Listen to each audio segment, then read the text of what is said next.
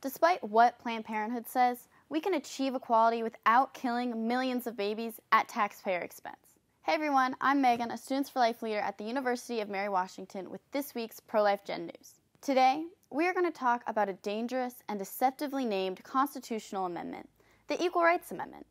So what is the Equal Rights Amendment and why is it so dangerous?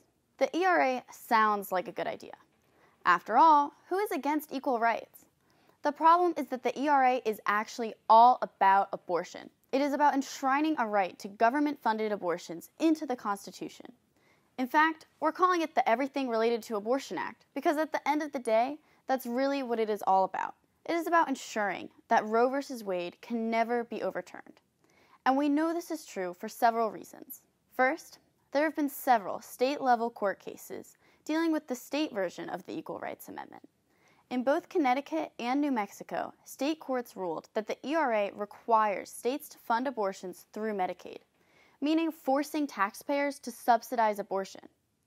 In the Connecticut case, the courts held invalid a state regulation that restricted funding of medically necessary abortions under the Connecticut Medicaid program to those abortions necessary because the life of the mother would be endangered if the fetus were carried to full term, according to a legal analysis of that ruling. And we all know by now that the life of the mother can be expanded broadly to allow for most abortions. Second, ERA supporters routinely reject proposals to pass the ERA with abortion-neutral language. For example, in 2008, the National Right to Life Committee said they would oppose the ERA unless it was amended to have abortion-neutral language. But the sponsors of the bill rejected this. So when legislators say they will vote to support equal rights, as long as everyone agrees the law cannot be used to pay for abortions or expand abortion, the supporters of the ERA reject it. If it's not really about abortion, then what are they so worried about? Finally, we can usually judge something by the company it keeps.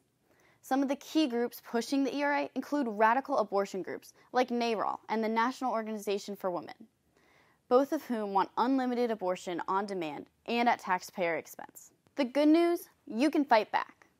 Students for Life of America and other pro-family and pro-life groups will be pushing back against the Everything Related to Abortion Act. Oops, I mean the Equal Rights Amendment. You can start by going to studentsforlife.org/ERA to view talking points and information on how to contact your legislators. Then, start organizing. You'll want to work with other pro-life and pro-family groups to start contacting your legislators and tell them that you oppose the Equal Rights Amendment.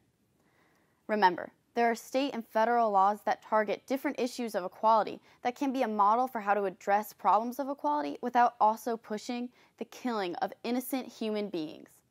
For example, there are laws like Title IX, which enforces equality between the sexes in education, as well as other laws relating to pay, economic opportunity, and sexual harassment. That is the way to address the issues to equality. When you're talking to legislators or supporters, remember to emphasize this. We know it can be difficult to oppose something so deceptively named, but millions of lives are at stake, so we must fight back. So again, if you can take 1 minute to visit studentsforlife.org/ERA and sign up for the fight, we would greatly appreciate this. Together, we can abolish abortion and protect preborn babies. I'm Megan with Pro-Life Gen News. See you later.